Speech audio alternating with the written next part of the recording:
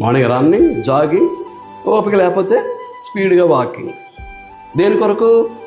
శరీర సంబంధమైనటువంటి సాధకం. అవయవాలన్నీ కూడా గుండె, ఊపిరితిత్తులు, లివరు, కిడ్నీలు ఇవన్నీ సక్రమంగా పనిచేసేటట్లు భౌతిక దేహంలో ఆరోగ్యం కలిగి ఉండటానికి చేసేది శరీర సంబంధమైనటువంటి సాధకము. ఏంటట? కొంచెం మట్టుకే.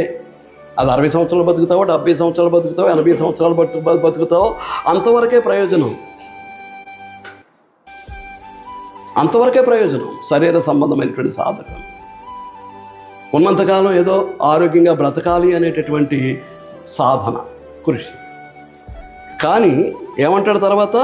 కానీ శరీర సంబంధమైన సాధకము కొంచెం మట్టుకే ప్రయోజనకరమగును. కానీ చేయొచ్చు, తప్పేం లేదు. శరీర సంబంధమైన సాధకం చేయటంలో తప్పేం లేదండి. కానీ దైవభక్తి ఎప్పటి జీవం విషయంలో క్రీస్తు సంఘ సభ్యుడు, సత్క్రైస్తవుడు, ఇక్కడ క్రీస్తు సంఘ సభ్యుడు గనక, క్రీస్తునందు ఉన్నటువంటి వాడు గనక, క్రీస్తు అనుగ్రహించే జీవంలో పాలివాడు గనక, ఈ జీవం విషయంలో